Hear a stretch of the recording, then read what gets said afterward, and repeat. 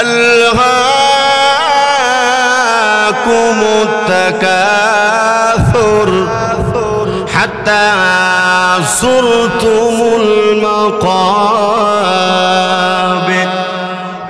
এমন একটা বিশ্রী আওয়াজ, বিকট একটা শব্দ।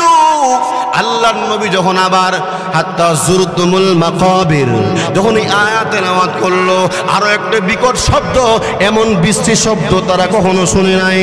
নামাজের সালাম ফিরাইয়া আল্লাহর নবী রহমাতুল লিল আলামিন বলেন, সালমান রে, কে এমন বিশ্রী আওয়াজ করলো নামাজের মধ্যে? তাকায়া দেখে নবীর ছবি।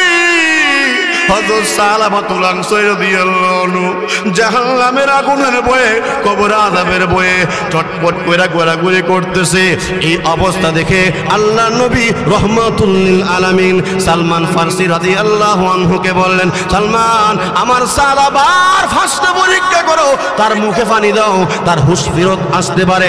সালমান ফারসি রাদিয়াল্লাহু আনহু তাকায়া দেখে আল্লাহর নবী, আপনার সাহাবী সালাবা দুনিয়া জমিনে নাই। আল্লাহু আকবার কর। ও আল্লাহর নবী, আপনার সাহাবী সালাবাতুল আনসারী রাদিয়াল্লাহু আনহু জাহান্নামের আযাবের কথা শুনে দুনিয়া জমিন থেকে বিদায় হয়ে গেল। তিনি বিদায় হয়ে গেল। এদিকে ওনার কন্যা হামসানা রাদিয়াল্লাহু আনহা, তিনিও কান্দে আর বাবের লাশটার মধ্যে গিয়া গো, আব্বা গো, ও আব্বা, আপনি তো আপনার কথা রাখছেন, আপনি আপনার ওয়াদা পুরা করেছেন। আব্বা গো, আপনি আবু বকর সিদ্দিককে সন্তুষ্ট করেছেন, উমরকে সন্তুষ্ট করেছেন, আল্লাহর নবীকেও আপনি সন্তুষ্ট করেছেন এবং আল্লাহকেও আপনি সন্তুষ্ট করেছেন। এ আব্বা, এখন আপনি, আমি পৃথিবীর জমিন তো আমি দিন হয়ে গেলাম গো আব্বা, আমি আর কাকে আব্বা বলে ডাকবো? আমি তো দিন হয়ে গেলাম। এমনি আল্লাহর নবী রহমাতুল লিল আলামিন দৌড়ে এসে বলল, হামসানা রে, আর কান্দিস না, তোর আব্বার মৃত্যুতে আমি নবী পর্যন্ত ব্যতীত, আর কান্দিস না। আমি একটা কথা বলি। বলে কি কথা গো নবীজি? ওয়াল্লাযীনা ইযা ফাআলু ফাহিশাতান আও যালামু আনফুসাহুম যাকারুল্লাহ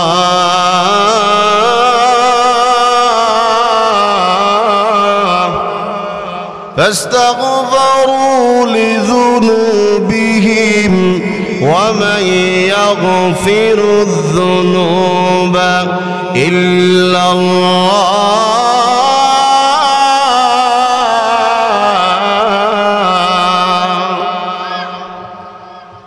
এই আয়াতের আরেকটা শান নজর আছে। আল্লাহ নবী, বিশ্ব নবী রহমাতুল লিল আলামিনের এক সাহাবী, যার নাম হলো সালামাতুল আনসারী রাদিয়াল্লাহু আনহু। আরেকজন সাহাবী যার নাম হলো সাঈদ ইবনে আব্দুর রহমান রাদিয়াল্লাহু আনহু। তাবুকের যুদ্ধের সময় আল্লাহ নবী, বিশ্ব নবী রহমাতুল লিল আলামিন দুজনের মধ্যে বাতৃত্ব স্থাপন করে দিলেন, ভাই ভাই বানায় দিলেন। সালাবাড়ে, আজকে থেকে তোমরা ভাই ভাই হয়ে চলবা। আল্লাহ নবী রহমাতুল লিল আলামিন হযরত সাঈদ ইবনে আব্দুর রহমান রাদিয়াল্লাহু আনহুকে নিয়ে তাবুকের জিহাদে চলে গেল। এদিকে সালাবাতুল আনসারী রাদিয়াল্লাহু আনহুকে দায়িত্ব দিলেন, সালাবাড়ে, তুমি সাঈদের ফ্যামিলির পরিবারের দেখাশোনা করবা, তোমাকে দায়িত্ব দিয়ে গেলাম। তার বাড়ির দুধ থেকে আসার আগ পর্যন্ত তুমি তার বাড়ির দেখাশোনা করবা। সুবহানাল্লাহ বলেন। দেখাশোনা করতেছে। একদিন শয়তান প্ররোচনা দেয়, শয়তান ধোঁকা দিয়া বলে, ছেলেবাড়া যা পর্দার ভিতরে যা, সাঈদের স্ত্রী বড় সুন্দরী। শয়তানের প্ররোচনায় পড়ে হযরত সালামাতুল আনসারী রাদিয়াল্লাহু তাআলা আনহু পর্দা সরাইয়া যেমনে হযরত সাঈদ ইবনে আব্দুর রহমান রাদিয়াল্লাহু আনহু স্ত্রী হাত ধরেছে, এমনি হযরত সাঈদ ইবনে আব্দুর রহমানের স্ত্রী তাকে ডেকে বলে, সালাবারে তোমার কি এই কথা মনে নাই? আমি তো তোমার বাইরে রেখে যাওয়া আমানত, আমি তো তোমার বাইরে রেখে যাওয়া আমানত। দুই নম্বর কথা হলো, যদি এই মুহূর্তে তুমি আমার সাথে এরকম জঘন্য অপরাধে লিপ্ত হয়ে যাও, জিনার কাজে লিপ্ত হয়ে যাও, সালাবারে আল্লাহর সামনে কিভাবে মুখ দেখাবি? কবরে সাপ বিচ্ছু কামড়াবে, জাহান্নামের আগুনে লাকি তুমি হয়ে যাবে। যেই মাত্র সাঈদ ইবনে আব্দুর রহমানের স্ত্রী সালাবাতুল আনসারী রাদিয়াল্লাহু আনহুকে জাহান্নামের ওয়াজ করেছেন, ইত্তাকিল্লাহ ইয়া আখি, হে ভাই আমি তোমাকে জাহান্নামের ওয়াজ করি, তুমি আল্লাহকে ভয় করো। এমনি হাত ছেড়ে দিয়ে তিনি ঘর থেকে বের হইয়া জঙ্গলায় চলে গেল। সুবহানাল্লাহ কোন, আরো জোরে কোন সুবহানাল্লাহ। জঙ্গলায় চলে গেল, লোকালয়ে চলে গেল, গভীর রজনীতে সেজদায় পড়ে কান্দে আর বলে, প্রভু গো আমি গুনাহগার, আল্লাহ তুমি গফফার, আল্লাহ আমি শয়তানের প্ররোচনা করে গুনাহ করেছি, প্রভু গো তুমি যদি আমাকে মাফ না করো, আল্লাহ আমি গুনাহগার কোথায় যাব, কার কাছে গিয়ে মাফ চাবো? আল্লাহ নবীর জবান থেকে শুনেছি আল্লাহ তোমার নাম গাফুর, তোমার নাম গাফফার। সুবহানাল্লাহ বলে কান্দে, এমন ভাবে কান্নাকারি করতেছে, আল্লাহু আকবার। তার কান্নার আওয়াজে এলাকার বস্তিরাও ঘুমাতে পারে না। সুবহানাল্লাহ।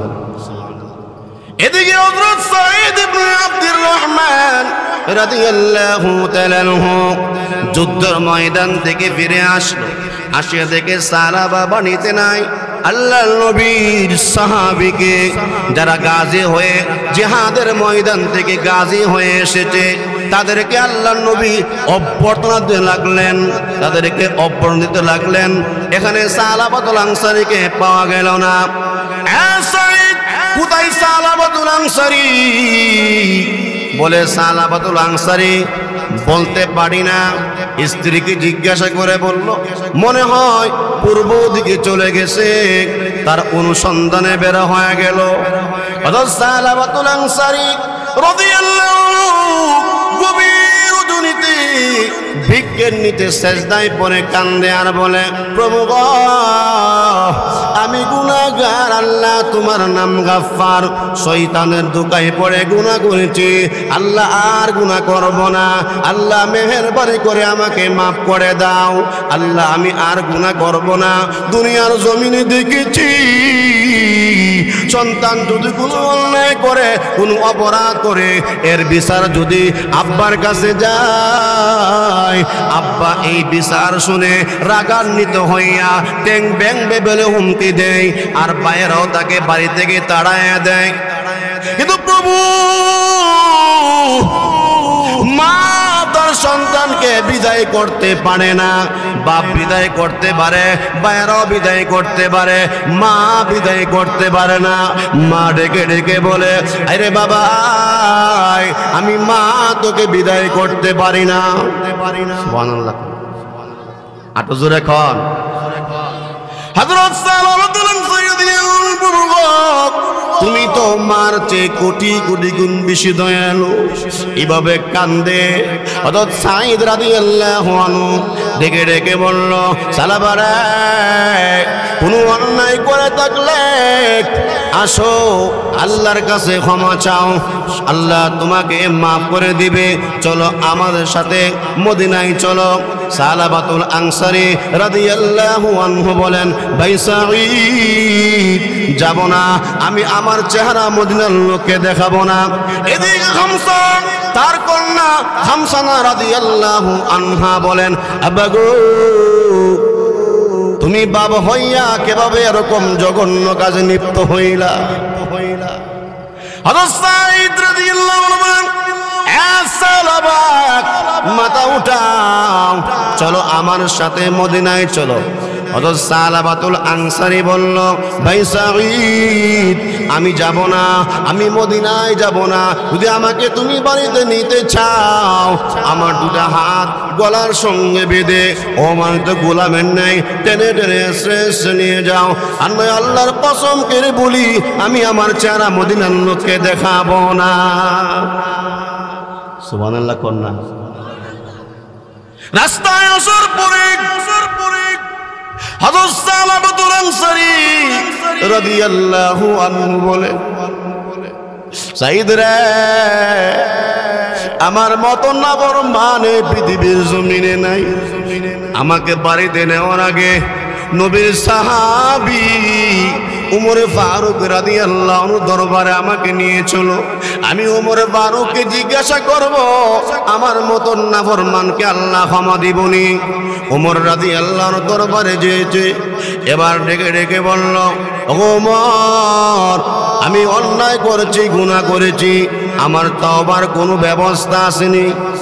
উমর রাদিয়াল্লাহু আনহু ঘটনা শুনে তিনি তাকে ঘর থেকে বের করে দিলেন, বলে তুমি আমার ঘর থেকে বের হয়ে যাও, তোমাকে মাপ দিব কিনা এটা আল্লাহর ব্যাপার, আমি বলতে পারি না। তাকে বের করে দিছে। রাস্তায় আসার পরে এবার ডেকে ডেকে বলল, সাঈদ রে, উমর আমাকে বিদায় করলে কি হয়েছে?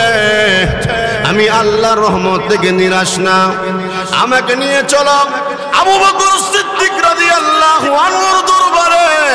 আমি আবু বকর সিদ্দিক রাদিয়াল্লাহু আনহুকে জিজ্ঞাসা করব, আমার মতন নাফরমানকে আল্লাহ মাফ দিবনি?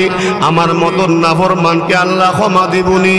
আবু বকর সিদ্দিক রাদিয়াল্লাহু আনহুর দরবারে আবু বকর সিদ্দিক রাদিয়াল্লাহু আনহু ঘটনা শুনে বলল, ও সাহাবা, তোমাকে মাফ দিব কিনা এটা আল্লাহর ব্যাপার, আমি বলতে পারি না।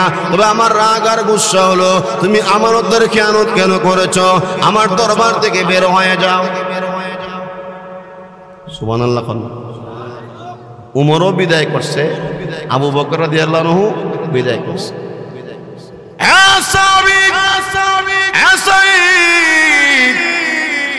আবু বকর বিদায় করেছে, উমর বিদায় করেছে, আমি আল্লাহর রহমত থেকে নিরাশ না। সাঈদ রে, আমাকে নিয়ে চলো, দয়াল নবী, মায়াল নবী, বিশ্ব নবী, উম্মতের কান্ডারি মৌলভী মুহাম্মাদুর রাসূলুল্লাহ সাল্লাল্লাহু আলাইহি সাল্লামের দরবারে।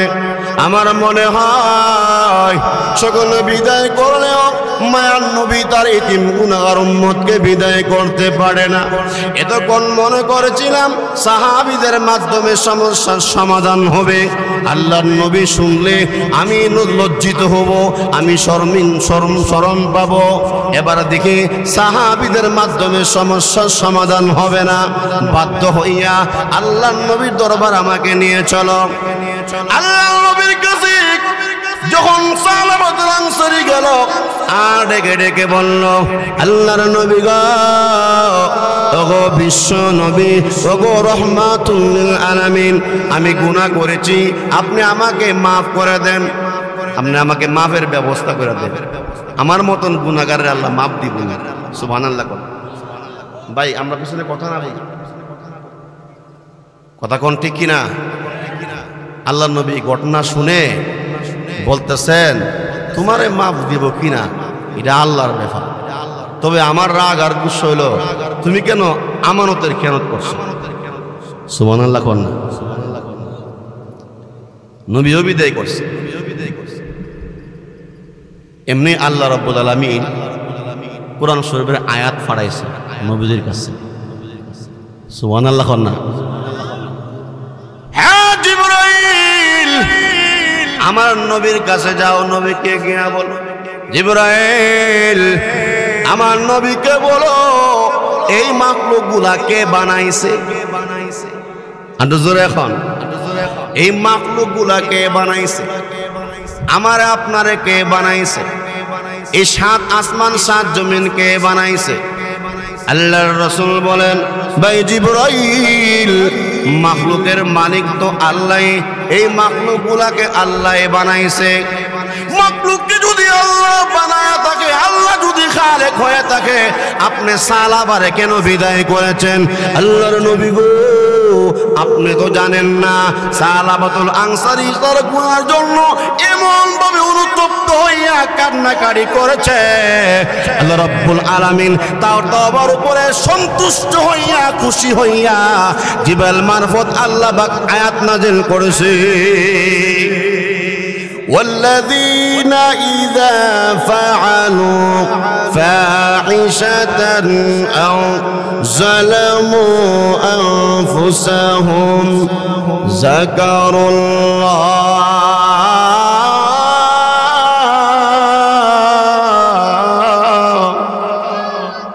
এই আয়াতের মধ্যে আল্লাহ রাব্বুল আলামিন বলেন, ওয়াল্লাযীনা ইযা ফাআলু, যারা অশ্লীল কাজ করে, নির্লজ্জ কাজ করে, গুনার কাজ করে, ওয়াল্লাযীনা ইযা ফাআলু ফাহিশাতান আও যালামু আনফুসাহুম, যারা গুনাহ করে, নফসের উপর জুলুম করেছে, অতঃপর যাকারুল্লাহ, আল্লাহকে ইয়াদ করেছে, জাহান্নামের কথা ইয়াদ হয়ে গেল, কবর আযাবের কথা ইয়াদ হয়ে গেল, জাহান্নামের কথা ইয়াদ করে যাকারুল্লাহ ফাস্তাগফারু লিযুনুবিহিম, তাদের গুনার উপরে অনুতপ্ত হইয়া ইস্তিগফার করেছে, তওবা করেছে। আল্লাহ রাব্বুল আলামিন বলেন, ওয়া মা ইয়াগফিরুয যুনুবা ইল্লাল্লাহ, পৃথিবীর মানুষের রে, আমার বান্দা বান্দি যদি গুনাহ করিয়া খাটি দিলে তওবা করে, আমি আল্লাহ তারে কেমন ভাবে মাফ করে। ও সহিলপুর হিলপুল বুঝের যুবক ভাইয়েরা, ও আমার মা বোনেরা, ও মুরব্বী বাবারা, গভীর মনোযোগ দিয়ে কথাগুলা শুনেন। আল্লাহর দয়া কম না বেশি? আরো জোরে খন, আরো জোরে খন। সাবাকাত রাহমাতি আলা গাদাবি, আল্লাহর দয়া বেশি, গজব কম। সুবহানাল্লাহ। আল্লাহর দয়া এত বেশি, মায়া এত বেশি যে আল্লাহর দয়া মায়ায় আল্লাহরে ঘুমাইতে দেয় না। আচ্ছা সুবহানাল্লাহ জোরে হয়। হযরত মুসা আলাইহিস সালাতু ওয়াস সালাম বলে, আল্লাহ আপনি ঘুমান না কেন? আপনি কেন ঘুমান? মুসা আলাইহিস সালাতু ওয়াস সালামকে আল্লাহ তাআলা বলেন, ও মুসা, তুমি প্রশ্ন জবাব পেয়ে যাবে, একটা গ্লাসের মধ্যে পানি লও, এই পানি লইয়া সারাদিন রাত দাঁড়ায় থাকবা, ঘুমাইতে পারবা না। সুবহানাল্লাহ কর। সমস্ত নবীরা তো মানুষ হিসেবে ঘুম আসাই স্বাভাবিক। হযরত মুসা আলাইহিস সালাতু ওয়াস সালাম গ্লাসের মধ্যে পানি নিয়া রাত্র দাঁড়ায় গেছে। রাত যত গভীর হয় তখন তার মধ্যে তন্দা আসে, ঘুম আসে। এক পর্যায়ে তার হাত থেকে গ্লাস পড়ে গেল, পানি পড়ে গেল, গ্লাস ভেঙে গেল। আল্লাহ পাক বলে, তোমাকে আমি একটা গ্লাস পানির দায়িত্ব দিয়েছিলাম, মুসা রে, তোমার ঘুমের কারণে তোমার হাত থেকে গ্লাস পরে গ্লাস ভেঙে গেল। হে মুসা, তবে শুনো, আমি আল্লাহ শুধু বাংলাদেশের মালিক না, আমি আল্লাহ শুধু পাকিস্তানের মালিক না, আমি আল্লাহ 7 আসমান 7 জমিনের মালিক। আমি আল্লাহ যদি ঘুমায়া যাই, আমার বান্দা বান্দিরে কে দেখবে? আরো জোরে এখন। গভীর রজনীতে আমার কোন বান্দা বান্দি যদি কোনো গুনাহ করে, জিনার কাজ করে, চুরি ডাকাতি করে, নির্লজ্জ কাজ করে, সে যখন জাহান্নামের কথা ইয়াদ হয়ে যায়, সে যখন উযু করে, ইস্তিগফার করে, তাহাজ্জুদের নামাজ পড়ে, আমি আল্লাহর দরবারে কান্নাকাটি করবে। আমি আল্লাহ যদি ঘুমায়া যায়, তাহলে আমার বান্দাটাকে কে সাড়া দিবে? এজন্য আমি আল্লাহর রহমত আমার ঘুমাইতে। সুবহানাল্লাহ কোন না? আটো জোরে কোন। হযরত সালাবাতুল আনসারী রাদিয়াল্লাহু তাআলা আনহু, গভীর মনোযোগ, এদিক সেদিক তাকাবেন না, এখানে কোনো আওয়াজ হবে না। কোরআনের কথা চলতেছে, রাসূলের কথা চলতেছে, আল্লাহর বরকতের কথা চলতেছে। ও আমার ভাইয়েরা, সালাবাতুল আনসারী রাদিয়াল্লাহু আনহু ওনাকে যখন আল্লাহর নবী বিশ্ব নবী রহমাতুল লিল আলামিন ওনাকে বিদায় করে দিল, কত হামসানা রাদিয়াল্লাহু আনহা দৌড়ে এসে বলল, আব্বা গো, ঘুরে ঘুরে দেখেছি আপনার প্রতি আল্লাহর নবীর সাহাবী আবু বকর অসন্তুষ্ট, ওমর আলী অসন্তুষ্ট, আল্লাহর নবী অসন্তুষ্ট। আব্বা, যতদিন পর্যন্ত আপনি আল্লাহর নবীকে এবং আল্লাহর নবীর সাহাবীকে খুশি করতে না পারবেন, এমনকি আল্লাহকে সন্তুষ্ট করতে না পারবেন, আমি আপনার মেয়ে খামসানা আপনাকে আব্বা বলে স্বীকার করব না। প্রভু, আমি তো পৃথিবীর মধ্যে নিকৃষ্ট হয়ে গেলাম, দৌড় দিয়েছি, আবার বৃক্ষের নিচে সেজদায় পড়ে কান্দে। এদিকে আল্লাহর নবী রহমাতুল লিল আলামিন নবীর সাহাবীকে বলল, আবু বকর, আমার সালাবাকে অনুসন্ধান করো। ওমর দাঁড়ায় গেল, নবী গো, আমিও দোষী, আমিও তো তাকে আমার দরবার থেকে বিদায় করেছি, আমিও যাব। নবীর মুরব্বী সাহাবী সালমান ফারসি রাদিয়াল্লাহু আনহু বলেন, আল্লাহর নবী গো, আমি মুরব্বী মানুষ, আমিও যাব। সুবহানাল্লাহ।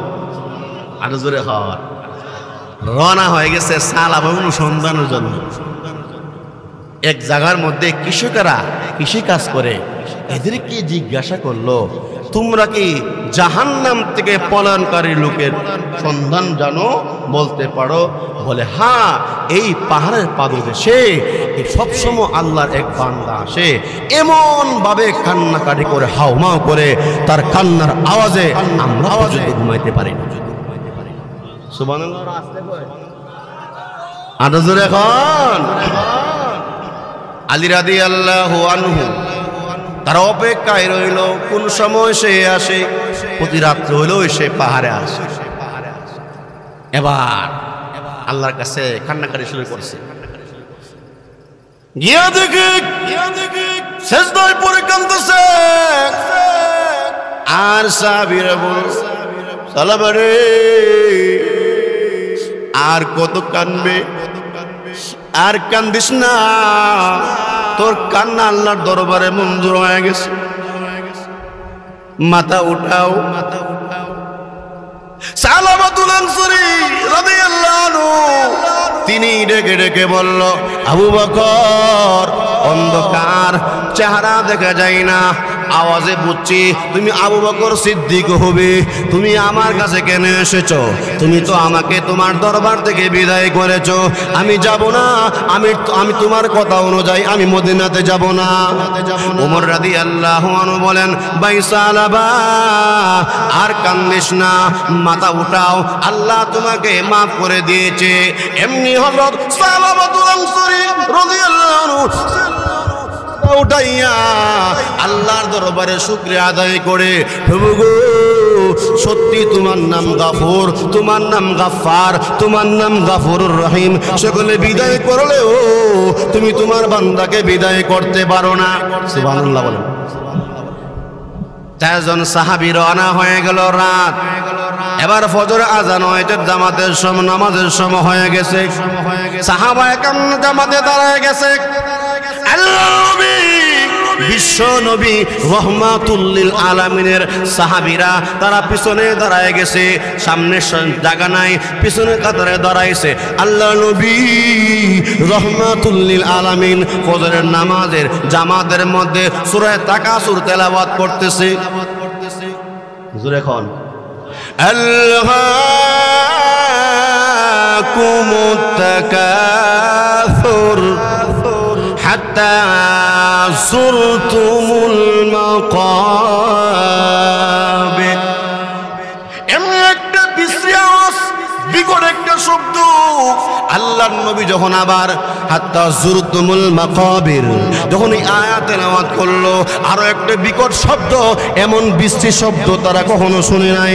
নামাজের সালাম ফিরাইয়া আল্লাহর নবী রহমাতুল লিল আলামিন বলেন, সালমান রে, কে এমন বিশ্রী আওয়াজ করলো নামাজের মধ্যে? তাকায়া দেখে নবীর ছবি হযরত সালাবাতুল আনসারী রাদিয়াল্লাহু আনহু জাহান্নামের আগুনের ভয়ে, কবর আযাবের ভয়ে চটপট কইরা ঘোরাঘুরি করতেছে। এই অবস্থা দেখে আল্লাহর নবী রাহমাতুল লিল আলামিন সালমান ফারসি রাদিয়াল্লাহু আনহুকে বললেন, সালমান, আমার সালাবার ফাঁসটা পরীক্ষা করো, তার মুখে পানি দাও, তার হুঁশ ফেরত আসতে পারে। সালমান ফারসি রাদিয়াল্লাহু আনহু তাকায়া দেখে আল্লাহর নবী আপনার সাহাবী সালাবা দুনিয়া জমিনে নাই। আল্লাহু আকবার কর।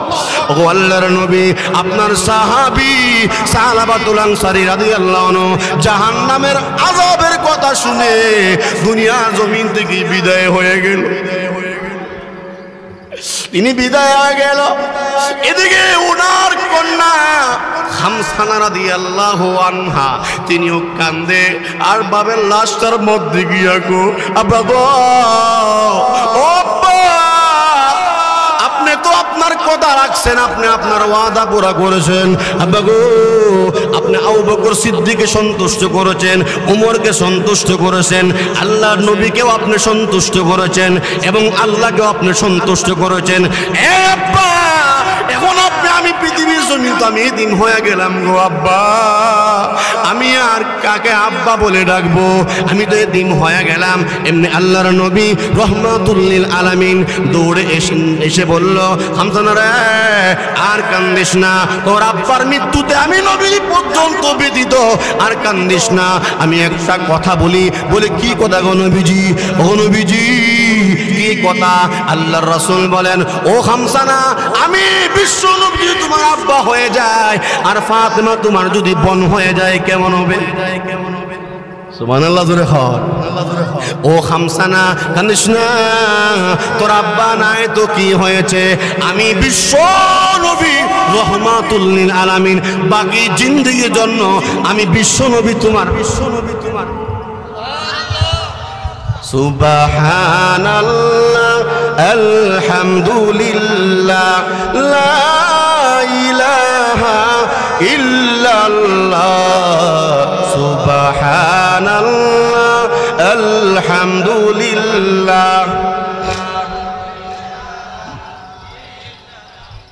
তুমি বাঁচাও, তুমি মারো, অবিরত ক্ষমা করো, তুমি বাঁচাও, তুমি মারো, অবিরত ক্ষমা করো, ধরার যে জন তাকে ধরো, সব ক্ষমতা তোমার মুঠোয় আল্লাহ। সুবহানাল্লাহ, বলেন বলেন, লা ইলাহা ইল্লাল্লাহ, সুবহানাল্লাহ, আলহামদুলিল্লাহ।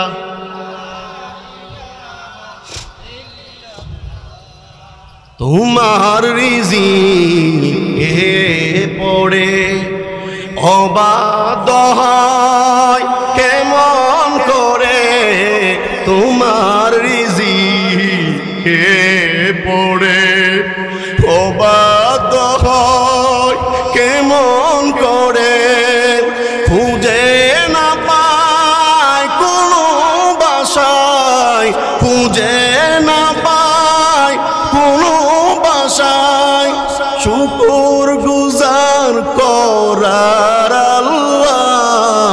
সুবহানাল্লাহ, আলহামদুলিল্লাহ, ইল্লাল্লাহ, সুবহানাল্লাহ, আলহামদুলিল্লাহ।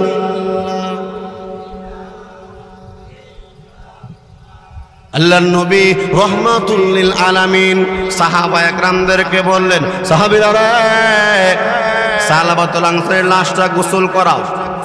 লাশটা গোসল করাইয়া কাফনের কাপড় পরাইয়া যখন জানাজা পড়াইয়া যখন কবরস্থ করার জন্য কবরের পাশে গেল, এমনি আল্লাহর নবী রাহমাতুল লিল আলামিন এক ফাও এক আঙ্গুলে বর দিয়া আড়ে, উকি দিয়া আড়ে।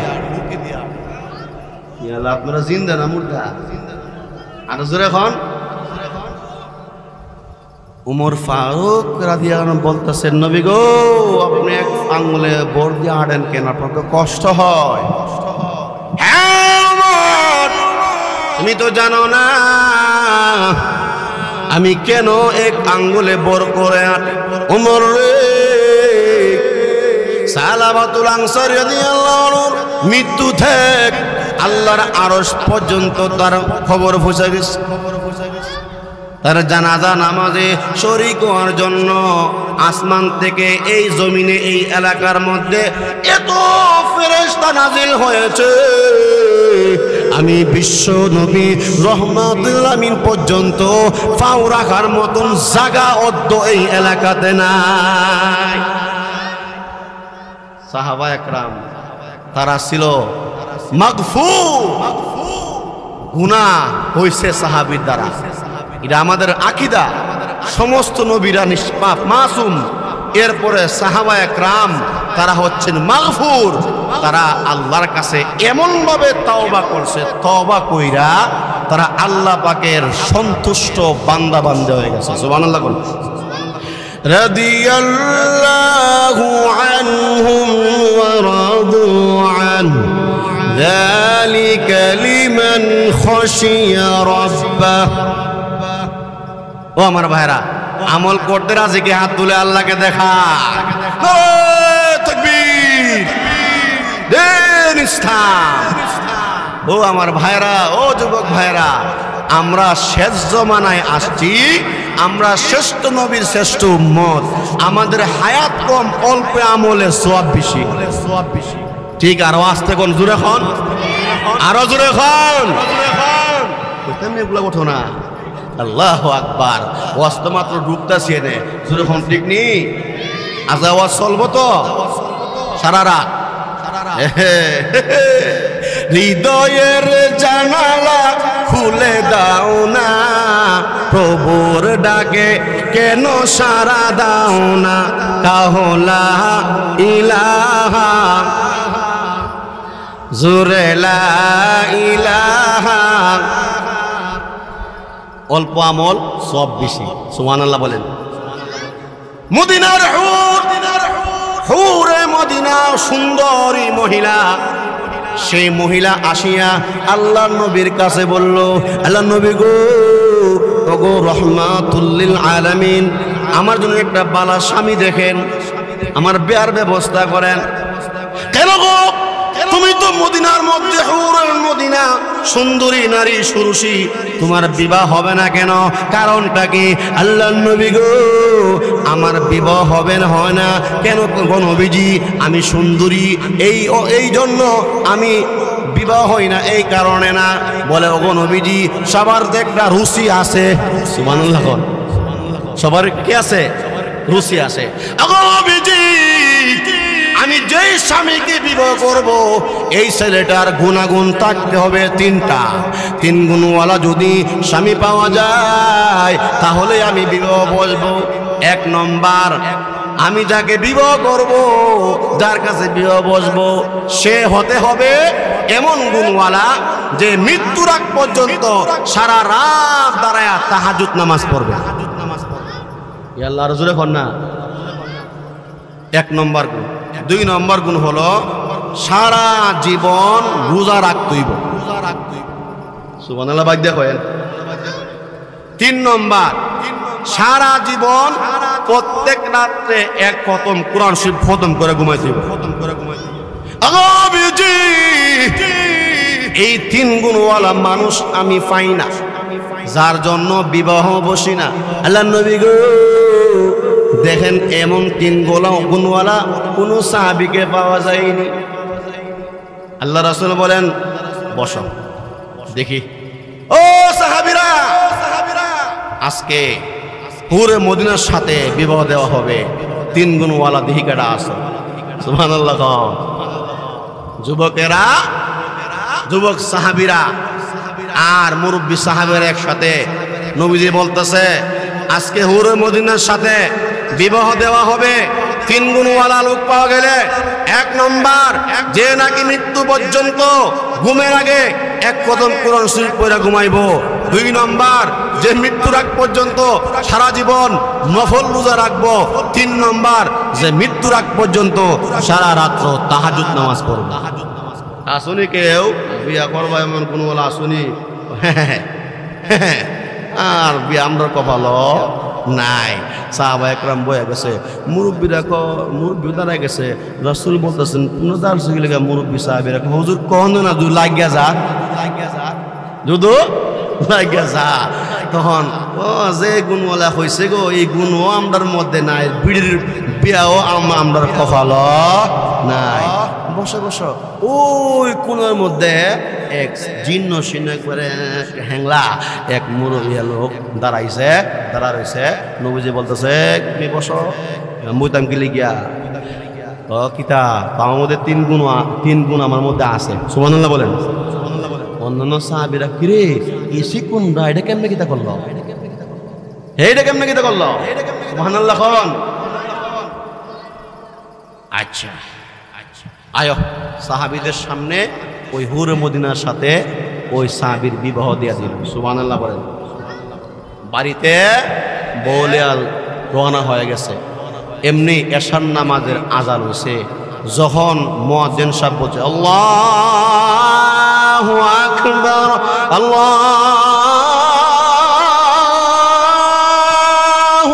আকবার, এমনি যখন আল্লাহু আকবার আওয়াজ শুনছে, এক পাও গড়ে দেওয়ার আগে ওই যখন আওয়াজ শুনছে তখন কেউ বিবি গো তুমি গড়ে যাও, আমি নামাজটা ঘুরাইতেছি। আমরা সমাজের যুবক হইলে কইল আরে জীবনে কত নামাজই আইব আর যাইব, আজকে বাসর রাত আর জিকনি। আর আমরা গ্রামের আপনাদের শরীফের মানুষ মহিলারা বালা বুঝিনি, কিছু মহিলা আছে দুলা ভাই আমার লাগা এমন একটা ছেলে দেখবেন একবারে হেমসেম, এর মাথার চুল লইব করে মিশির মতন, আর হুন্ডার উঠটা গেরো দৌড়ও একবারে এক টানুই দেশ, ঠিক না বে? ঠিক সালমান শাহর মতন বাড়ায় বসি, ঠিক না বে? ঠিক বলেন আমার ভাইয়ারা। প্রস্তুত আছে? ওয়াজ হইব তো? আল্লাহ কবুল করুক। আর হুজুর এখন সে নামাজ গিয়া এশার নামাজ পইরা বড় এক বিবি গো খাওয়ন দো ঘুমাইতাম। ঘুমাইতে গেলি গিয়া তুমি তাহাজ্জুদ নামাজ পড়বা। নতুন বিয়া করছে, নতুন বউ তো জামাই তো আর না করতে খাওয়ন দিতাম না। যখন ঠিক নেই খাওয়ন দিছে, খাওয়ন খাইয়া নাক টাইনা ঘুমাইছে। আল্লাহু আকবার কও। বউ মনে করছে মনে আগে বা ঘুমাইছে গা, তাহাজ্জুদ নামাজের সময় উঠব। ইয়া আল্লাহ তাহাজ্জুদ নামাজের সময় শেষ, মুয়াজ্জিন সাহেব আজান দে, ফজর আজান, আসসালাতু খায়রুম মিনান নূর।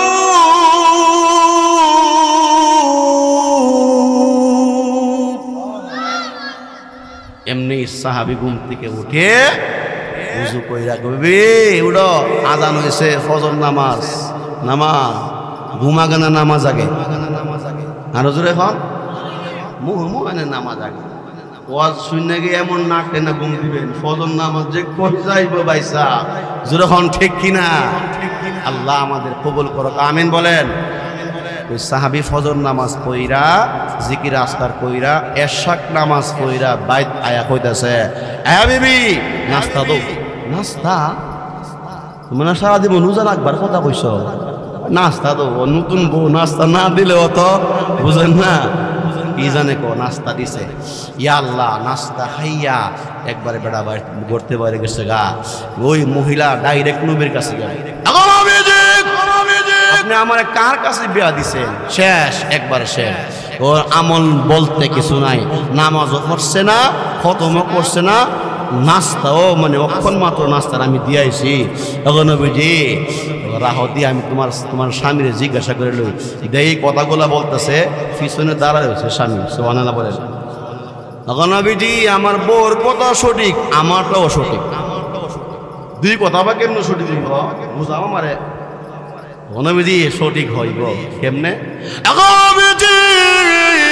ইয়া রাসূলুল্লাহ, ইয়া হাবিবাল্লাহ, আল্লাহর নবী গো আপনি গতকাল তালিম করেছিলেন, তালিমের মধ্যে বলেছিলেন আল্লাহর নবী গো, যে নাকি একবার কুল হু আল্লাহ সূরা পড়বে তার 3 অংশের 1 অংশের সওয়াব পাবে। 3 বার কুল হু আল্লাহ সূরা পড়লে 1 খতম কোরআন শরীফের সওয়াব। আপনি বলছিলেন নবীজি, বললাম তো পড়তাম তো, সুবহানাল্লাহ বলেন। দেখছুনি, তাহলে আপনার মতই মত, নবীর মতে যার মত তার নাম উম্মত। কথা কোন ঠিক নেই? সাহাবা کرام কো হে আল্লাহ, ইশারাই করলাম না সাথে, হে আল্লাহ ও 3 বার আল্লাহ সূরা পড়া 1 খতম করে সব হওয়া যা, এটা তো সবাই আমল করে, যখন ঠিক কিনা? নবী গো রাখেন, আরো 2টা সমাধা বাকি আছে, দেখুন কেমনে সমাধাটা দেয়। নবীজি ইয়া রাসূলুল্লাহ, ইয়া হাবিবাল্লাহ, আল্লাহর নবী গো, আর তাহাজ্জুদের নামাজ কেমনে? তখন নবীজি আপনি আরেকদিন তালিমে ওয়াজ করেছিলেন। কি ওয়াজ করেছিলেন? ক্বালান নবী সাল্লাল্লাহু আলাইহি ওয়াসাল্লাম, মান সাল্লাল ইশা বিজামাতিন ফাকান্নামা সাল্লা নিসফাল লাইলি ওয়া মান সাল্লাল ইশা ওয়াল ফজর বিজামাআ ফাকান্নামা সাল্লাল লাইলা কুল্লা। আল্লাহর নবী গো, আপনি তালিমে ওয়াজ করেছিলেন, বলেছিলেন আমার যে উম্মত এশার নামাজ জামাতের সাথে পড়বে ফাকান্নামা সাল্লা নিসফাল লাইল, সে অর্ধেক রাত্র দাঁড়াইয়া নফল নামাজ তাহাজ্জুদ নামাজের সওয়াব পাবে। তখন নবীজি আপনি বলেছেন যে ফজর এবং এশার নামাজ জামাতের সাথে পড়বে, সে যেন সারা রাত দাঁড়াইয়া তাহাজ্জুদ নামাজ পড়লো। আপনি ওয়াজ করছিলেন নি? তো বড় সালাক রে, সুবহানাল্লাহ। আপনি ওয়াজ করেছিলেন আমি আমলটা করি, আমার জীবনে এশার নামাজ জামাতে মিস হয় না, ফজর নামাজ জামাতে মিস হয় না, জামাতে মিস হয় না এমন আল্লাহর বান্দা এই পৃথিবীতে আছে বিদায় আল্লাহ এখনো দুনিয়াটা কায়েম রাখছে। আর জোরে হয়। সুতরাং নামাজ কালাম যেখানে আমরা আছে, চুরি বাটপারি যেখানে আমরা নাই, ঠিক না বেটি? ওরে মদিনা বলল নবী গো, 2টা সমতা পাইলাম, আরেকটা এমনি। আপনি আরেকদিন তালিম করছিলেন। কি তালিম? আল্লাহ নবী গো, রমজান মাস 30 দিন। আল্লাহ কোরআনে কারিমের মধ্যে বলছেন মান জাআ বিল হাসানাতি ফালাহু বিআশরি আমসালিহা। কোন বান্দা বান্দি যদি একটি নেক আমল করে কমপক্ষে 10 গুণ সওয়াব দান করে। সুবহানাল্লাহ বলেন। রমজান মাস কয় দিন? জোরে কোন কয় দিন? 30 দিন। 30 কে 10 দিয়ে পূরণ দিলে কত হবে? 300। কত হবে? 300। 300 দিন হয়েছে বুঝলাম, আর বছর তো 300 দিনে না, 1 বছর কয় দিন? 365 দিন। আর বাকি 65 দিনের সমাধা দেয় আল্লাহর নবী গো। রমজান মাসের পরের মাস শাওয়াল মাস, এই শাওয়াল মাসে সিয়াম রোজা আসেনি? আরো জোরে এখন। এই 6 রে 10 দিয়ে পূরণ দিলে কত হবে? 6 10 60। 60 আর 300 কত হলো? 300। আল্লাহ নবী গো, 1 বছরে 365 দিন, তাহলে 360 দিন চলে গেল। তখন নবীজি আপনি এমনটা ওয়াজ করেছিলেন বছরে 5 দিন রোজা রাখা হারাম। যখন ওয়াজ কারে কয়? হ্যাঁ, 5 দিন ওয়াজ কি? 5 দিন কি রোজা রাখা হারাম। এটা হলো 2 ঈদের 2 দিন আর কুরবানি ঈদের পরের 3 দিন। এই সালাহি করলো আমার সাথে। তাহলে আমরা উম্মত শেষে আসি, আমাদের হায়াত কম, কিন্তু সওয়াব একো জিকির পড়ি লা ইলাহা, আরো জোরে জোরে বলি লা ইলাহা ইল্লাল্লাহ লা ইলাহা। হায়াতের মালিক জি আল্লাহ, মৌতের মালিক সে আল্লাহ লা ইলাহা। আরো জোরে লা ইলাহা। প্রেমিকেরা দিশাহারা, প্রেম সারা কিছু বুঝে না সভ্যদারি ওলিরা বসে করছে নাম সাধনা লা ইলাহা আরো জোরে লা ইলাহা লা ইলাহা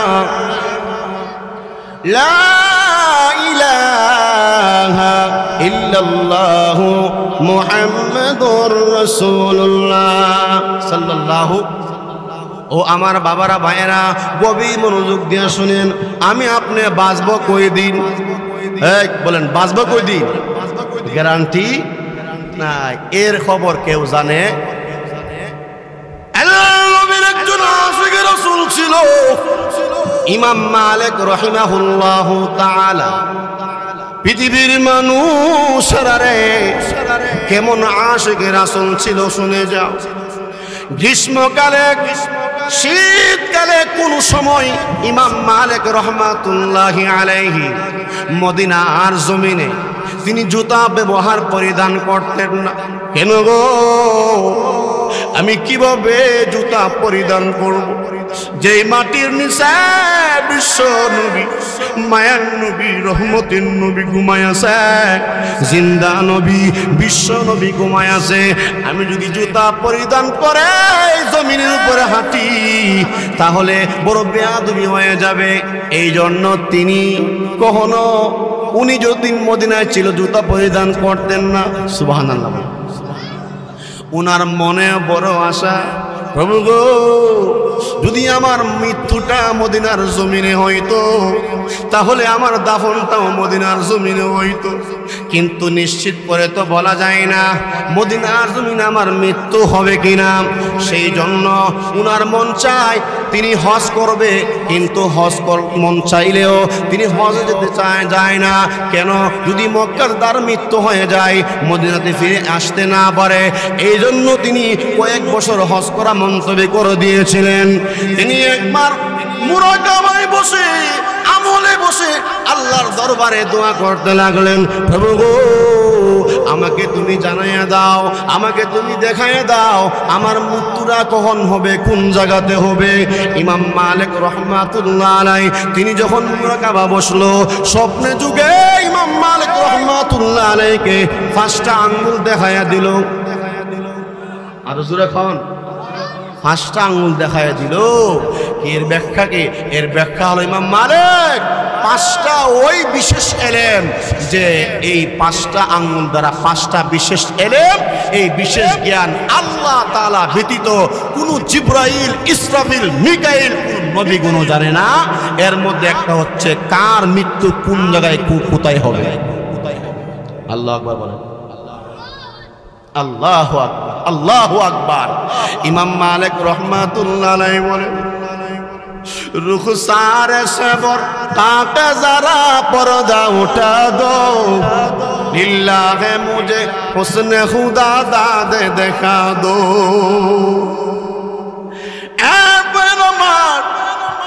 গভীর মনোযোগ, আমি আপনাদের সামনে কথাগুলা গুছাইয়ে দিচ্ছি রে বাবারা। আল্লাহর এই জমিনে 4 জন বাদশা অতিবাহিত হয়েছিলেন। কয়জন? আরো জোরে কোন কয়জন? 2 জন মুসলমান আর 2 জন কাফের।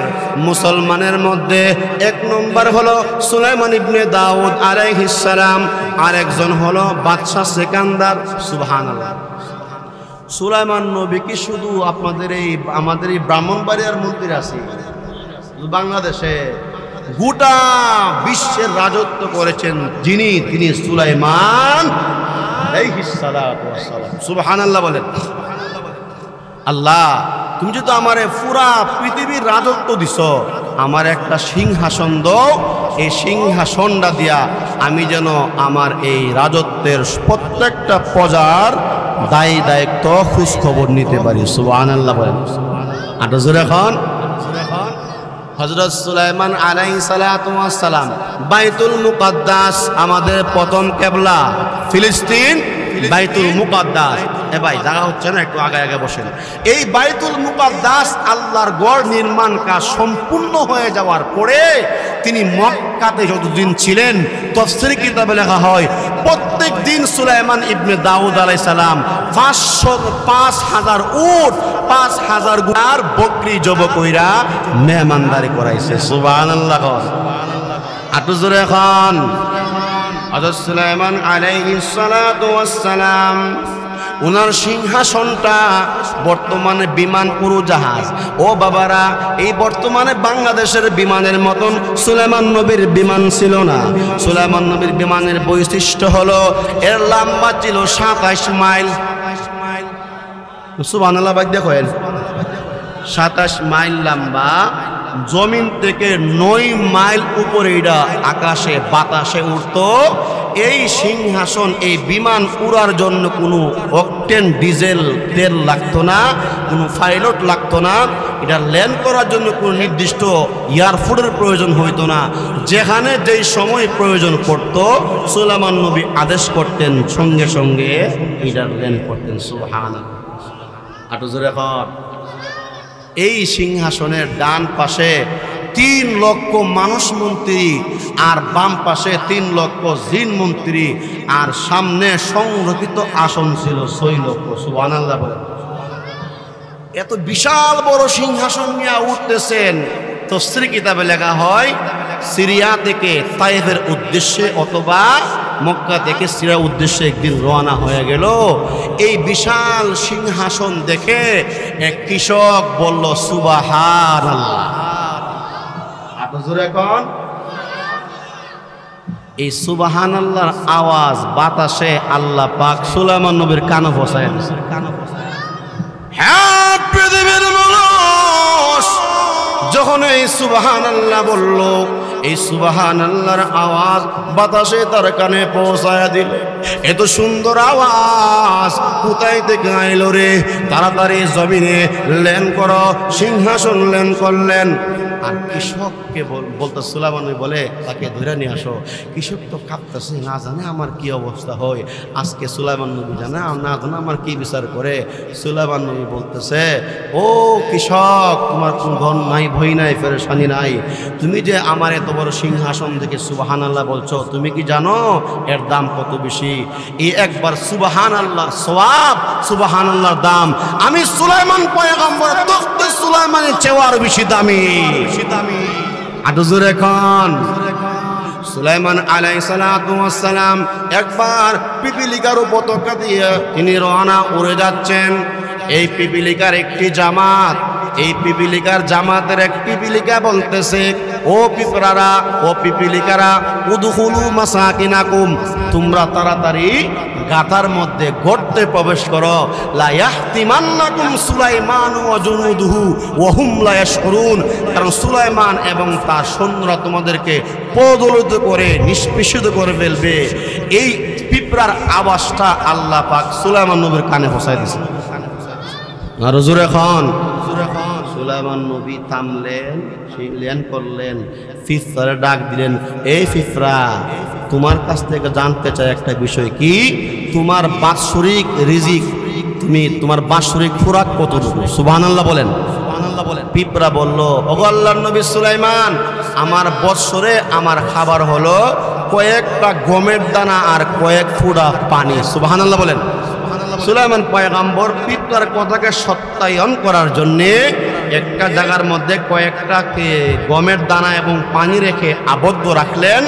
1 বছর অতিবাহিত হয়ে যাওয়ার পরে আবার তিনি দেখলেন যে সে যে কথাটা বলছে আরো কিছু খাবার অবশিষ্ট আছে। সুবহানাল্লাহ বলেন। সুলাইমান পয়গম্বর পিঁপড়ার কথার উপরে সন্তুষ্ট হইয়া গেলেন। পিঁপড়াকে ডেকে ডেকে বলল, পিঁপড়া রে, তোমার কথার উপর আমি সন্তুষ্ট, এবার তোমার কিছু চাওয়ার থাকলে আমার কাছে চাও। সুবহানাল্লাহ।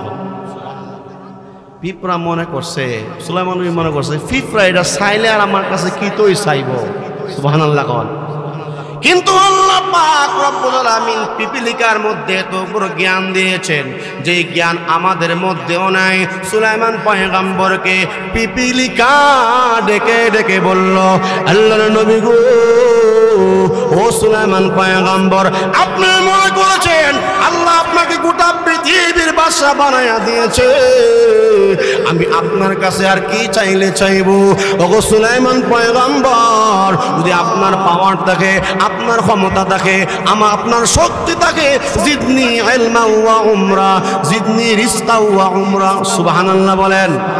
আপনি জোরে খান।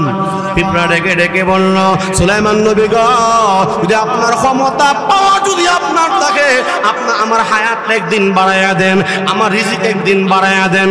সুলাইমান পয়গম্বর পিপিলিকার কথা শুনে আশ্চর্য হইয়া আল্লাহর কাছে ডেকে ডেকে বলল, হে গো প্রভু, আমি তামাম পৃথিবীর বাদশা হতে পারি, কিন্তু আমি একটা পিপিলিকার মতন জ্ঞান অর্জন করতে পারলাম না, আমার কাছে ক্ষমতা নাই। আমি একটা পিপিলিকাকে খাবার দিব আর তার হায়াত বাড়াই দিব, এই ক্ষমতা আমার আছে নাই। ও আমার ভাইয়েরা, কে কদিন বাঁচবে কে জানে? আরো জোরে কোন কে জানে? ইন্নাল্লাহা ইনদাহু ইলমুস সাআ ওয়া ইউনাজ্জিলুল গায়স ওয়া ইয়া'লামু মা ফিল আরহাম ওয়া মাযা তাদরি নাফসুম মাযা তাকসিবু গাদা ওয়া মা তাদরি নাফসুম বিআইয়ি আরদিন তামুত।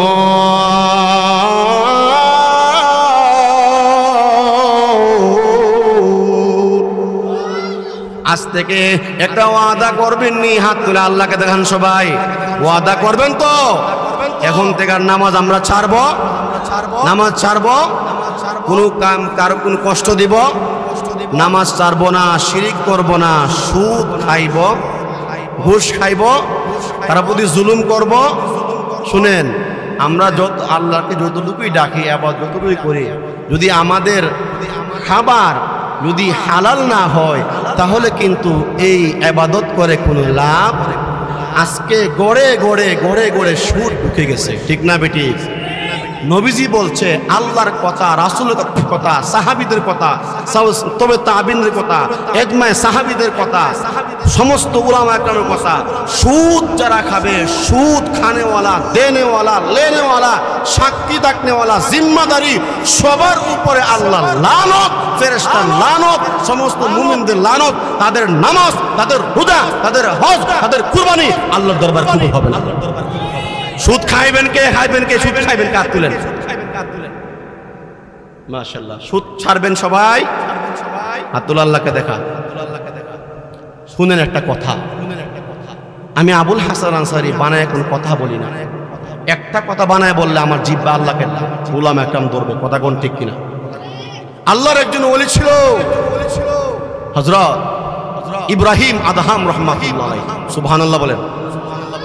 ইব্রাহিম আদহাম রাহমাতুল্লাহি আলাইহি, উনি আল্লাহর বড় আশিকেরা আশিক ছিল, আল্লাহর বড় প্রেমিক ছিল, নবীর বড় আশিক ছিল, ইবাদত গুজার ছিল। উনি একদিন মনস্থ করলেন যে আমি বাইতুল মুকাদ্দাসের ভিতরে সারা রাত দাঁড়ায়া আমার আল্লাহকে ডাকবো। সুবহানাল্লাহ বলেন। আর হুজুর এখন কিন্তু বাইতুল মুকাদ্দাস এই মসজিদের নিয়ম হলো নামাজ শেষে সবাই বাড়িতে চলে যাবে, আর খাদেম যারা আছেন তারাও দরজা বন্ধ করে তারাও বাড়িতে চলে যাবে। ইব্রাহিম আদহাম রহমাতুল্লাহ আলাইহি, ওনার মনে বড় আশা যে আল্লাহ যদি আমার তৌফিক দিত, আমি আল্লাহর ঘরে তার রাত দাঁড়াইয়া ইবাদত করতাম। সুবহানাল্লাহ। তো যেভাবেই হোক ইব্রাহিম আদহাম রহমাতুল্লাহ আলাইহি নিজেকে বড় কৌশল বিনিময় করে ফিরার সঙ্গে ভাবে একবারে করে আজাইয়া সারা রাত দেখে গেলেন, আর জিকির করতে করতে মুরাকাবায় বসে গেল। এমনি তার ধ্যান ভেঙে গেল। দুইজন লোক এসেছে তার সামনে, আওয়াজ দিচ্ছে, চেহারা দেখা যায় না। একজন লোক একজনকে জিজ্ঞাসা করতেছে, এই লোকটার নাম কি? বলে লোকটার নাম হলো ইব্রাহিম আদহাম। বলে কি হবে তার নাম? কিন্তু কথা হলো আজ থেকে দীর্ঘ 1 বছর ধরে সে যে ইবাদত করে তার ইবাদত আল্লাহর কাছে পৌঁছে। আল্লাহু আকবার, জোরে খান, আরো জোরে খান। ইব্রাহিম আদম রাহমাতুল্লাহ আলাইহি মুরাকাবা বসে গেলেন। একজন বলতেছে কেন তার ইবাদত 1 বছর ইবাদত কেন আল্লাহর দরবারে যা পৌঁছে না, সে পৌঁছে না, আল্লাহর দরবারে কবুল হয় না। তো আর একজন বলে আল্লাহর বান্দারা আজ থেকে দীর্ঘ 1 বছর পূর্বে মক্কার জমিন থেকে কিছু খেজুর ক্রয় করেছিল। সে যে দোকান থেকে খেজুর কিনেছিল, গভীর মনোযোগ, কেউ অন্যদিকে তাকাবেন না প্লিজ, আমার দিকে তাকান, দেখেন দিলটা নরম হয় কিনা, গভীর মনোযোগ। ভাইয়ের আমার, ওই ফেরেশতাকে কি বলতেছি, আজ থেকে দীর্ঘ 1 বছর পূর্বে মক্কার এক জমিন থেকে, মক্কার এক দোকান থেকে এক খেজুর ক্রয় করেছিল এবং এই খেজুর যে দোকান থেকে কিনছিল তার সামনে 2টা খেজুর পড়া ছিল। আল্লাহ আকবার। এই 2টা খেজুর তার ক্রয়কৃত খেজুর মনে করে সে খেয়ে ফেলছে। এই জন্য আজ থেকে 1 বছরের কোনো নামাজ, রোজা, ইবাদত, জিকির আল্লাহর দরবারে পৌঁছে। এবার ইব্রাহিম আদম রাহমাতুল্লাহ আলাইহির ধ্যান ভেঙে গেল। হাই রে, 2টি খেজুরের কারণে আজকে আমার 1 বছরের নামাজ আল্লাহর দরবারে কবুল হয় না, জিকির কবুল হয় না, আমার কোরআন তেলাওয়াত কবুল হয় না। তাহলে তো আমার অবশ্যই তার কাছ থেকে আমার হকটা মাফ করে নিয়ে আসতে হবে। ইব্রাহিম আদম রাহমাতুল্লাহি আলাইহি সুদূর ফিলিস্তিন থেকে রওনা হয়ে গেল। দীর্ঘ পথ অতিক্রম করে তিনি মক্কার জমিনে পৌঁছে গেছে। মক্কার জমিনে গিয়া যেই দোকান থেকে খেজুর ক্রয় করেছিল এই দোকানে চক্কর লাগায়, এই দোকানে চক্কর লাগায়, আসা যাওয়া করে, কিন্তু যেই লোক তার কাছ থেকে সে ক্রয় করেছিল খেজুর, এই মালিক নাই, এই দোকানদার নাই।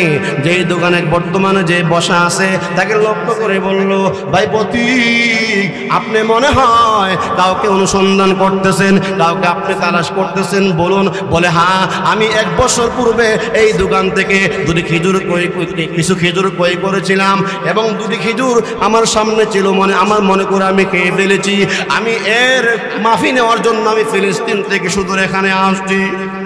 এই দোকানদার ডেকে ডেকে বলল, প্রতীক রে, তাহলে শোনো, এই 2টা খেজুরের মধ্যে আমরা 3 জন অংশীদার, আমি আর আমার এক বোন, আমার মা, 3 জন অংশীদার আছি। আমি আমার অংশটা তোমাকে মাফ করে দিলাম, আর বাকি আমার মার অংশ আর বাবার অংশ আর আমার বোনের অংশ মাফ নিতে গেলে ওই যে আমাদের বাড়ির পাশে দেখা যায়, এখান থেকে মাফ নিয়ে আসেন। সুবহানাল্লাহ, জোরে খান। এখানে গিয়া সেরা মাফ চাইয়া মাফি নিয়ে আবার সুদূর মক্কা থেকে রওনা হয়ে গেল, ফিলিস্তিন চলে গেছে। আবার তিনি বাইতুল মুকাদ্দাসে দাঁড়ায় দাঁড়ায় আমার আল্লাহকে ডাকে আর বলে, প্রভু অন্যের হককে চিনা, যার কারণে আল্লাহ আমার নামাজ কবুল হলো না, অন্যের হক মেরেছিলাম, যার কারণে আমার ইবাদত তোমার দরবারে কবুল হলো না। প্রভু গো, আমি জাহান্নামকে বড় ভয় করি, আমি কবর আযাবকে বড় ভয় করি। আগো প্রভু, আমি তাকে ভয় করে, আমি কষ্ট করে মক্কার জমিনে গিয়ে হক আদাতার কাছ থেকে মাফি নিয়ে এসেছি। প্রভু গো, তুমি আমারে মাফ দিছোনি, আমার গুনাহ মাফ হইছে নি, আমার আল্লাহ মাফ দিবনি। এই অবস্থাতে আল্লাহর ওলি ইব্রাহিম আদম রাহমাতুল্লাহি আলাইহি বাইতুল মুকাদ্দাসে তিনি ইবাদত মগ্ন হয়ে গেলেন, ইবাদত দাঁড়ায় গেলেন, ইবাদত করে তিনি মুরাকাবা বসে গেলেন। এমনি 2 জন ফেরেশতা এসে বলল, ফেরেশতারা রে, আজ থেকে ইব্রাহিম আদমের ইবাদত আল্লাহর দরবারে আসমানে পৌঁছে গেছে। ও আমার ভাই, কি বুঝলেন? লা তাদখুলুল জান্নাহ জাসাদুন গুজিয়া বিল হারাম। যেই শরীরে যে অংশ হারাম দ্বারা লালিত পালিত অংশ জান্নাতে যাবে, জান্নাতে যাবে। আকিলুর রিবা মুকিলাহু ওয়া কাতিবাইহি ওয়া শাহিদাইহি ওয়া ক্বালাহুম সাওয়াউন। মিশকাত শরীফে হাদিসের মধ্যে আসছে, যে সুদ খায় এবং যে সুদ দেয় এবং যে সাক্ষী থাকে এবং যে জিম্মাদারি থাকে, ওয়া ক্বালাহুম সাওয়াউন, সেম সেম বরাবর, গুনার মধ্যে কোনো তারতম্য নাই। ঠিক না বেটি? তোমার কাছে সমাজের অসহায় লোকরা আসছে সহযোগিতা করার জন্য, তুমি হাওলাত চাইলে তুমি হাওলাত দাও না। যদি মাল লাগবে মা ওটে আছে এমনি হাওলাত চাইলে টিয়া নাই, আর মা সুদ দিলে লাভ দিলে কত লাগবে কর। নাউজুবিল্লাহ বলেন। এমন লোক আসেনি? খিলফুল বুজুল যুবকরা, তোমরা যুব সমাজ, তোমরা জাতির ভবিষ্যৎ, তোমরা এখান থেকে সবক নিবা। আমাদেরকে আল্লাহ শত্রুরা দিলে আমরা এই হিলফুল ফুজুল যেভাবে আল্লাহর পয়গাম্বর সংগঠন করেছেন সমাজ সেবার জন্য, বছর একটা ওয়াজ করলে হবে না। তোমরা এখান থেকে এলাকার কত দরিদ্রের উপর তোমাদের সেবা চালাইতে হবে। ঠিক না বেঠিক বলেন? আমার ভাইরা, সুদ ছাড়বো ইনশাআল্লাহ। আমরা সুদ খাবো, সাক্ষী থাকবো। দেখেন হাদিসের মধ্যে আসছে, যদি কেউ ঋণ দেয়, হুজুর আছে, দুজন হুজুর আছে, দেখেন জিজ্ঞাসা করেন, যদি কেউ কাউকে ঋণ দেয়, কর্জে হাসানা যাকে বলা হয়, তাহলে এই কর্জে হাসানার জন্য আল্লাহ পাক 18 গুণ সওয়াব দান করবে। কোন ক্ষেত্রে দান করার 1 গুণ, আর কর্জে হাসানা ঋণ দিলে 18 গুণ বেশি সওয়াব পাওয়া যায়। সুবহানাল্লাহ, জোরে খন। তো আমরা ইনশাআল্লাহ কোরআন দিব তো ইনশাআল্লাহ, আর জোরে খন। কারণ ভাইরা আমার, এই দুনিয়াতে আমরা থাকবো না বেশি দিন, আমরা অল্প দিন হায়াত হয়ে আইছি। এই কবর আযাব বড় কঠিন, এই কবরকে আমাদের বই করতে হবে। আমার ভাইয়েরা, আল্লাহর নবী রহমাতুল লিল আলামিনের কলিজা টুকরা ফাতেমা রাদিয়াল্লাহু আনহা কবরকে বড় বই করেছে। হাজিয়াতুল কুবরা রাদিয়াল্লাহু কবরকে বড় বই করেছে। গভীর মনোযোগ। অথচ যে খাদিজাকে আল্লাহ পাক নিজে সালাম দিয়েছে, নবী গো আপনি খাদিজারে কোন, খাদিজার কোনো ভয় নাই, কোনো ফেরেশানি নাই, তার কবরে কোনো বই থাকবে না। আমি আল্লাহ খাদিজার পক্ষে তার কবরে সালাম, কবরে সওয়ালের উত্তর দিয়ে দিব। আর জোরে খন। নবীর কলিজার টুকরা ফাতেমা রাদিয়াল্লাহু আনহার কথা আপনারা সবাই জানেন। ফাতেমা রাদিয়াল্লাহু আনহা নাকি জান্নাতের মহিলাদের যুবতীর সর্দারিনী হবে। তিনি মৃত্যুর আগে ওসিয়ত করে গেছেন, স্বামী গো, আমার প্রাণের স্বামী, আমি যদি পৃথিবীর জমিন থেকে বিদায় হয়ে যাই রাত্রিবেলা, তাহলে স্বামী গো আমাকে রাত্রে আপনি দাফন করে দিবেন, দিনের অপেক্ষা আমাকে রেখে দিবেন না। ওগো স্বামী, দিনের অপেক্ষায় রেখে দিলে সমাজের যুবকেরা আমি ফাতেমাকে অনুমান করবে ফাতেমা লম্বা ছিল বা খাটো ছিল, যাতে করে এই অবস্থায় না সৃষ্টি হয়। ওগো প্রাণের স্বামী, আমাকে রাত্রে মারা গেলে রাত্রে আমাকে জান্নাতুল বাকির মধ্যে দাফন করে দিবেন। কোন বর্ণের মধ্যে আছে আল্লাহর নবী বিশ্ব নবী রাহমাতুল লিল আলামিনের কলিজার টুকরা ফাতেমা রাদিয়াল্লাহু আনহা লাশটারে গোসল করাইয়া, কাফনের কাপড় পরাইয়া, জানাজা নামাজ পড়াইয়া তাকে যখন কবরে নিয়ে যাওয়া হলো জান্নাতুল বাকিতে, এবং অবস্থাতে নবীর সাহাবী হযরত আবু যর গিফারি রাদিয়াল্লাহু আনহু ডেকে ডেকে বলল, কবর রে, এরে কবর, আজকে তোর মধ্যে যাকে রাখা হবে সে কিন্তু সাধারণ কোনো মহিলা নয়। সুবহানাল্লাহ। এই মহিলা সাধারণ না, ওই মহিলাকে আল্লাহর নবী বলেছেন ওয়া ফাতিমাতু সাইয়্যিদু নিসাই আহলিল জান্নাহ, ফাতেমা জান্নাতের সমস্ত মহিলাদের সর্দারিনী হবে। এরে কবর, ফাতেমার সাথে কোনো বেয়াদবি করিও না, ফাতেমার কষ্ট দিও না, ফাতেমার কোনো চাপা দিও না। কবর কোনো আওয়াজ করে না, কবর কোনো উত্তর দেয় না। এমনি নবীর সাহাবী আবু যর গিফারি রাদিয়াল্লাহু আনহু ডেকে ডেকে বলল, এরে কবর, আজকে তোমার মধ্যে যাকে রাখা হবে সে কিন্তু সাধারণ মানুষের মা না, সে হলো ওয়াল হাসান ওয়াল হুসাইন সাইয়্যিদা শাবাবি আহলিল জান্নাহ, যার সম্বন্ধে আল্লাহর নবী রাহমাতুল লিল আলামিন বলেন হাসান হুসাইন জান্নাতের সমস্ত যুবকদের সর্দার হবে। সেই ফাতেমা তাদের মা। সাবধান রে কবর, ফাতেমার সাথে কোনো বেয়াদবি করিও না, ফাতেমার কষ্ট দিও না, ফাতেমার চাপা দিও না। কবর কোনো আওয়াজ আসে না, কোনো জবাব আসে না। এমনি আল্লাহর নবীর সাহাবী আবু যর গিফারি রাদিয়াল্লাহু আনহু ডেকে ডেকে বলল, কবর রে, এরে কবর, আজকে তোমার মধ্যে যাকে রাখা হবে সে কিন্তু সাধারণ পুরুষের স্ত্রী না, সে হলো আল্লাহর জমিনে আল্লাহর দিনকে প্রতিষ্ঠা করার জন্য, আলে কারিমার জন্য শের খুদা যাকে বলা হয় আলী রাদিয়াল্লাহু আনহুর স্ত্রী। এজন্য সাবধান রে কবর, ফাতেমার সাথে কোনো বেয়াদবি করিও না। কবর কোনো আওয়াজ দেয় না, কোনো উত্তর আসে না, কোনো জবাব আসে না। এমনি আল্লাহর নবীর সাহাবী আবু যর ডেকে ডেকে বলল, আজকে তোমার মধ্যে যাকে রাখা হবে সে হলো আল্লাহর নবী যাকে বিজাতুন মিন্নি বলেছে ফাতেমা আমার একটা অংশ। এজন্য সাবধান রে কবর, ফাতেমার সাথে কোনো বেয়াদবি করিও না, ফাতেমা কোনো কষ্ট দিও না, কোনো জবাব কোনো উত্তর আসে না। এমনি কবরের মাটি থেকে আওয়াজ দেওয়া হয়, আল্লাহর কাছে বলতেছে, প্রভু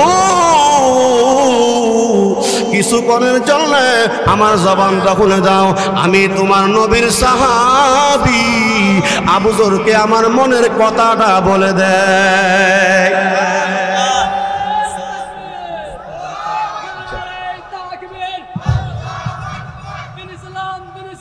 জিন্দাবাদ জিন্দাবাদ, ঘরে ঘরে জালো, আমরা আছি সেখানে।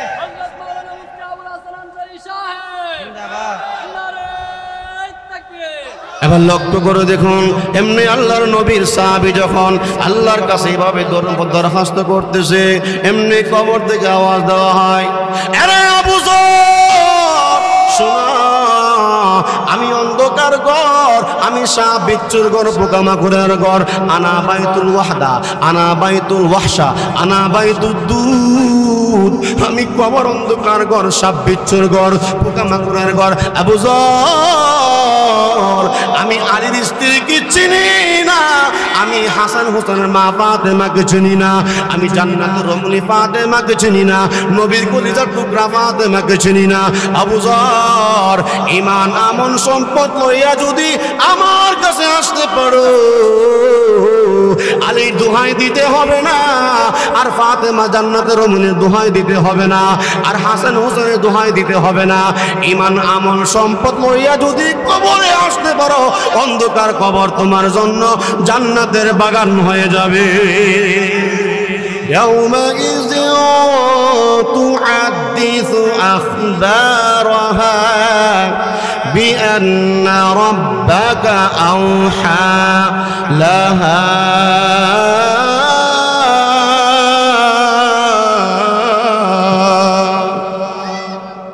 এজন্য ছোটবেলা একটা গজল শুনছিলাম, ছোটবেলা বলবো পাবনা একটা গজল করছিলাম। গজল শুনিয়া এক মহিলা এক মুঠিয়া হাদিয়া বাড়াইছে, আমরা আবার দিবার লাগে কইতাছি, কইলাম আর কি যেরকম ঠিক নেই, হাদিয়া দেওয়া সুন্নত, নেওয়া সুন্নত। এই যে আমাদের ফয়জুল্লাহ মুন্সি ভাই যে চমৎকার কথা বলে, এলাকার মানুষ তো দরদ বেশি, কারণ চায় না যে আমার এলাকার মানুষ জাহান্নামী হোক, তার কথা স্পষ্ট কোরআন থেকে বলে, হাদিস থেকে বলে। সুতরাং যারা মানবে তারা আবু বকর।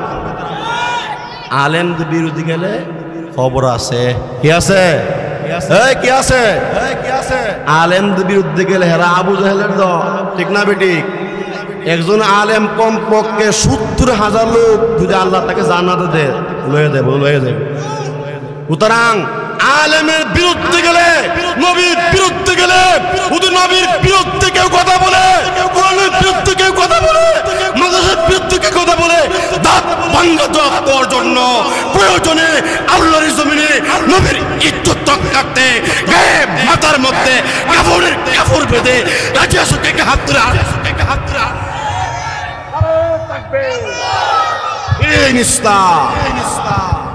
উলামা একরাম যেখানে আমরা আছি এই মুবারক কিনা কো ওবায়দুল মুক্তাদির সে আমাদের কওমি জনর সন্তান, আমাদের ব্রাহ্মণবাড়িয়ার সূর্য সন্তান মুবারকুল্লাহ সাহেব হুজুরকে তাই হুজুরকে সাজিদ দেবার ডাকছে, ঠিক না বেঠিক? মুবারক দেবার ডাকছে। এই মাদ্রাসাকে হুমকি দিয়েছে শেষ করে ফেলবে। আজকে মাদ্রাসা ঠিক হয়ে আছে, ঠিক না বেঠিক? হুজুরও ঠিক আছে, কিন্তু ওবায়দুল মুক্তাদির আমরা শুনতে পাচ্ছি ওবায়দুল মুক্তাদিরের পক্ষে বর্তমানে অন্তর্বর্তী সরকার জামিনের পক্ষে সবাই দিচ্ছে, কথা কোন ঠিক না বেঠিক? যদি অন্তর্বর্তী সরকার ওবায়দুল মুক্তাদিরের পক্ষে জামিনের পক্ষে সবাই দেয় তার ভঙ্গ জবাব দেওয়া হবে। ব্রাহ্মণবাড়িয়ার প্রত্যেকটা মুসলমান তৌহিদি জনতা ওবায়দুল মুক্তাদিরের ফাঁসি চাই, ফাঁসি চাই, ফাঁসি ফাঁসি ফাঁসি চাই। কারণ ওবায়দুল মুক্তাদিরের জন্য এই ব্রাহ্মণবাড়িয়ার 10 থেকে 16 জন মানুষ শহীদ হয়েছে।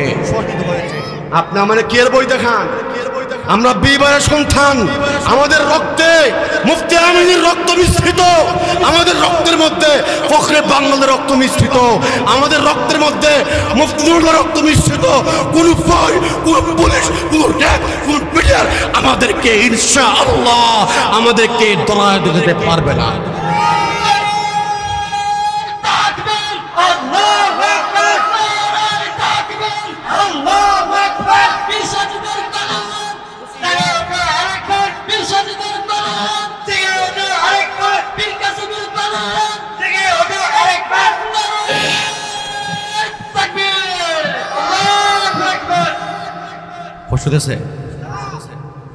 শরীয়তপুরে সাহেব সুরপুর কাছায় বলছে আলহামদুলিল্লাহ বলেন।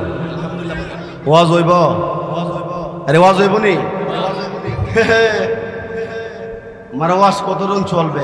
আমি একটা জিকির দেবো এখানে, জিকির আওয়াজ আমি বুঝবো আমার ওয়াজ কয় ঘন্টা চলবো, ঠিক না বেটি? যদি আপনার কোন টাল বাহানা আমি কোন ওয়াজ দেওয়া না, ঠিক না বেটি? একটু জিকির করেন আল্লাহ আল্লাহ।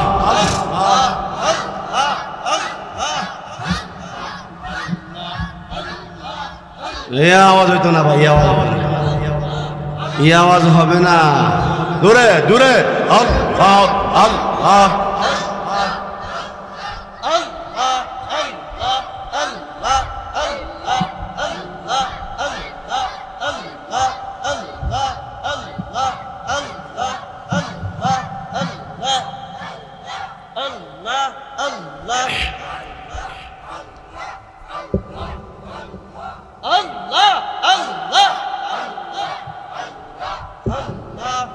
এ ভাই শুনেন, আমরা কার জিকির করি?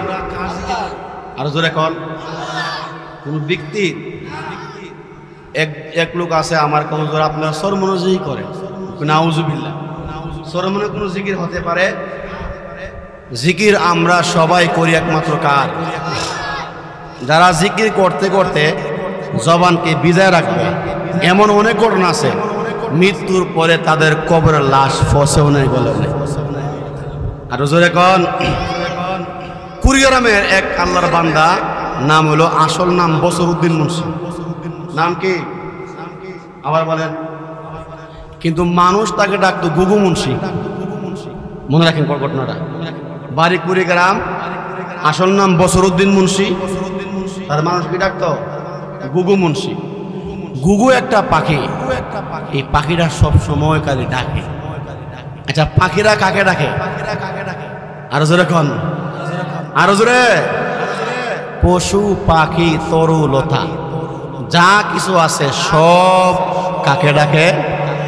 ওয়ালাকিল্লা তাফকাহুনা তাসবিহাহুম, কিন্তু আমরা এদের তাসবির কাইফিয়ত বুঝি না, ঠিক না হুজুর? তো গুগু পাখিরা সবসময় আল্লাহর ডাকতো, আল্লাহর ডাকে। আর এই গগু মুন্সিও সবসময় সুযোগ পাইলেই লা ইলাহা ইল্লাল্লাহ, লা ইলাহা, লা ইলাহা ইল্লাল্লাহ, লা ইলাহা ইল্লাল্লাহ, লা ইলাহা, লা ইলাহা ইল্লাল্লাহ, লা ইলাহা, লা ইলাহা। রাখেন, আমাদের ব্রাহ্মণবাড়িয়ার ছয়বাড়িয়ার মুতামিম আব্দুল মালিক ফৌজি, উনি চরমনার বাৎসরিক মাহফিলে আজানের পরে নামাজের আগে তিনি একটা জিকির দিতেন, সুবহানাল্লাহ জোরে খান। আমি রাআইতু বিআইনি। আচ্ছা, আসসালামু আলাইকুম। জি,